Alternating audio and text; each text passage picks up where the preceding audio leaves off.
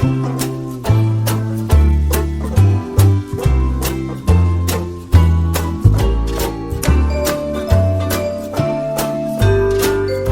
Friends, இன்றைக்கி yummy tasty vegetable biryani எப்படி செய்கிறதுன்னு பார்க்கலாமா? இப்போ நம்ம என்ன இன்க்ரீடியண்ட் ஆட் பண்ணியிருக்கோன்றதை பார்க்கலாம் வாங்க. இப்போ நான் ஒரு பெரிய சைஸ் உருளைக்கிழங்கு சாப் பண்ணி வச்சுருக்கேன், அண்ட் ஒரு கேரட் அண்ட் ஒரு பீன்ஸ் ஆட் பண்ணியிருக்கேன். அண்ட் உங்களுக்கு தேவையான வெஜிடபிள் எக்ஸ்ட்ரா ஆட் பண்ணணுமோ ஆட் பண்ணிக்கோங்க. அண்ட் ஒரு பெரிய சைஸ் வெங்காயம் சாப் பண்ணி வச்சுருக்கேன். இப்போது ஒரு கப் அரிசி ஊற வச்சுக்கலாம். அண்ட் இதுக்கு தேவையான பேஸ்ட் ஆட் பண்ணிக்கலாம். புதினா, கொத்தமல்லி, பச்சை மிளகா பேஸ்ட் ஆட் பண்ணி வச்சுக்குவோம். 2 தக்காளி பேஸ்ட் ஆட் பண்ணி வச்சுருக்கேன்.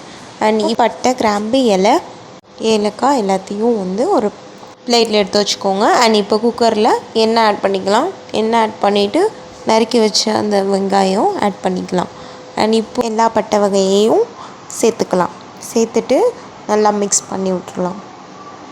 ஆனியன்லாம் ப்ரௌனிஷாக ஆனதுக்கப்புறம் நம்ம இஞ்சி பூண்டு பேஸ்ட் ஆட் பண்ணிக்கலாம். இப்போ இஞ்சி பூண்டு பேஸ்ட் இதுக்கு தேவையான அளவில் ஆட் பண்ணிக்கிறேன்.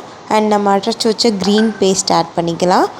ஆட் பண்ணிவிட்டு கொஞ்சம் மிக்ஸ் பண்ணி விட்டுருங்க. மிக்ஸ் பண்ணிவிட்டு நம்ம பிரியாணி பொடியை மல்லி, சோம்பு, மிளகு, கசகசா, பிரியாணி இலை இதெல்லாம் அரைச்சி வச்சு அதை பிரியாணி பொடியாக ஆக்கி வச்சுருக்கேன். அண்ட் இப்போது மிளகாத்தூள் ஆட் பண்ணிக்கலாம். ஆட் பண்ணிவிட்டு மிக்ஸ் பண்ணி விட்டுருங்க. மிக்ஸ் பண்ணிவிட்டு கொஞ்சமாக கர்ட் ஆட் பண்ணிக்கலாம். கர்ட் ஆட் பண்ணிவிட்டு நம்ம நறுக்கி வச்ச வெஜிடபிள்ஸ் என்னென்ன இருக்கோ அது எல்லாமே போட்டுக்கோங்க. உங்களுக்கு பச்சை பட்டாணி வேணும்னா பச்சை பட்டாணி ஆட் பண்ணிக்கலாம்.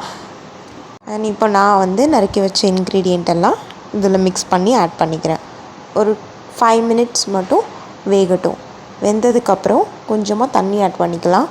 தண்ணி ஆட் பண்ணிவிட்டு இப்போ நம்ம ஊற வச்சுருந்த அரிசியை இதில் ஆட் பண்ணிக்க போகிறோம். ஒரு கப் அரிசிக்கு இப்போ 2 கப் தண்ணி ஊற்றி ஆட் பண்ணிக்கிறோம்.